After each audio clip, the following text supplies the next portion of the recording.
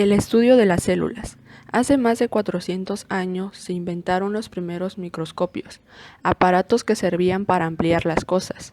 Gracias a ellos, se pudieron ver detalles de objetos y seres vivos que a simple vista era imposible. Los primeros conocimientos sobre la célula datan de 1665, fecha en que Robin Hood publicó los resultados de sus observaciones sobre tejidos vegetales realizadas con un microscopio de 50 aumentos, construido por él mismo. Este investigador fue el primero que, al ver esos tejidos, unidades que se repetían a modo de celdillas de un panal, llamó a esas unidades de repetición células. En ese entonces, Hood no tenía la idea de lo que eran las células. De hecho, las células que él vio ya estaban muertas, por lo que tampoco pudo verlas en acción. Aunque hubo otros investigadores que realizaron aportes importantes al estudio de las células, tuvieron que pasar casi 200 años para que pudiera empezar a entender cómo funcionaban estas pequeñas y extrañas estructuras. Esto fue posible gracias a los tintes sintéticos, pinturas hechas a través de procesos químicos. Usando distintos tipos de tintes, los científicos podían ver con mayor detalle lo que ocurría en el interior de las células. Así fue como descubrieron los organelos, la membrana celular, el núcleo, el ADN. Con estos estudios se llegaron a las siguientes dos conclusiones, que aún se consideran verdaderas. Todos los seres vivos están hechos de células. Las células solo provienen de otras células.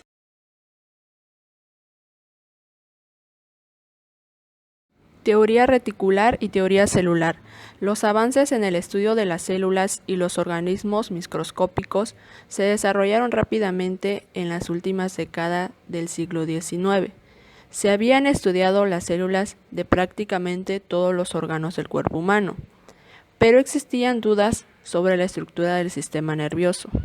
Se creía que el cerebro no estaba hecho de células, sino que era como una red por donde fluía la electricidad, idea que se conocía como teoría reticular. Por otro lado, existían autores que pensaban que el cerebro sí tenía células, pero que eran tan pequeñas y complejas que no se podían ver con los microscopios ni con los colorantes que se usaban en aquel entonces. A esta postura se le denominó teoría celular. Camilo Golgi y Santiago Ramón y Cajal tenían interpretaciones diferentes sobre la estructura del tejido nervioso.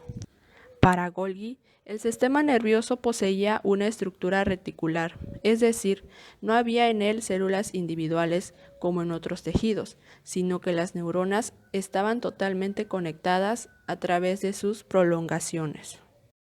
Cajal, por su parte, defendía la teoría celular. Veía claro que las neuronas, si bien se encontraban estrechamente interconectadas, constituían unidades independientes. A partir de sus investigaciones, Cajal y Golgi no se limitaron al terreno profesional, sino que fueron más profundas. A partir de estas teorías, se ha llegado a explicar cómo es la organización del sistema nervioso. Descubrimiento de la neurona. El hombre que terminó definitivamente con esta confusión teórica fue Santiago Ramón y Cajal, un investigador más importante de la historia de la ciencia. Ayudó a entender mejor la composición y funcionamiento del sistema nervioso. Fue médico, pintor, fotógrafo y científico, lo cual a su vez le permitía realizar un trabajo sumamente exitoso. Ramón y Cajal pensaba que el sistema nervioso en realidad estaba hecho de células. Cajal sobrellevó estas limitantes utilizando dos técnicas y con ayuda de sus habilidades artísticas logró plasmar en hermosos dibujos todo lo que veía. Primero utilizó la técnica de tinción diseñada por el científico italiano Camillo Golgi, con la cual podía ver con mayor claridad las características del tejido nervioso. Segundo, trabajó con embriones de animales, mismo que, al tener un tejido nervioso sin uso, le permitían ver con claridad células individuales. En sus constantes observaciones, Cajal alcanzó a distinguirse tres partes comunes en la mayoría de las células nerviosas. De entrada, tiene un cuerpo principal y un núcleo donde se encuentra el ADN. se puede observar cómo la membrana celular y su citoplasma se expanden en forma de ramas, a las cuales los científicos llamaron procesos. Los procesos más cortos pasaron a llamarse dendritas y los más largos se denominaron axón. Cajal propuso 4 grandes principios, las cuales se le conoce como la doctrina neuronal.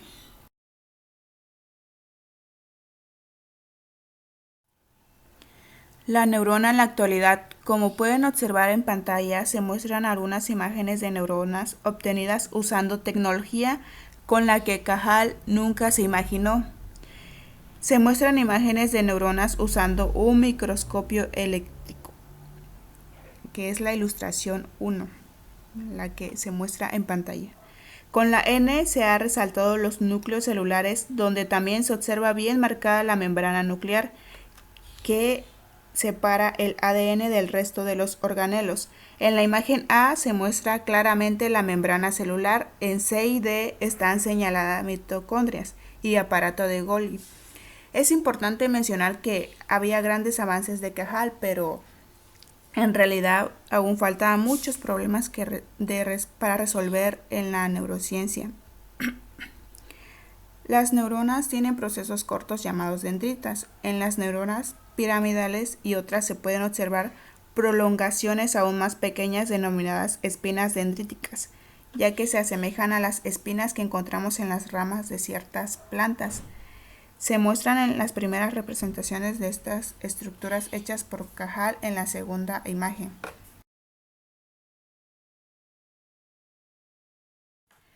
Las neuronas no están solas en el cerebro, conviven con otro tipo de célula llamada célula glial. Estas células dan sostén a todo el sistema y ayudan a mantener el funcionamiento óptimo de las neuronas en general. Cajal también fue el descubridor de las células gliales y las representó en innumerables dibujos. Una de las funciones de las células gliales es mejorar la conducción nerviosa de las neuronas. Esta cobertura glial se conoce comúnmente como mielina. La mielina es la que le da el característico color blancuzco al interior del cerebro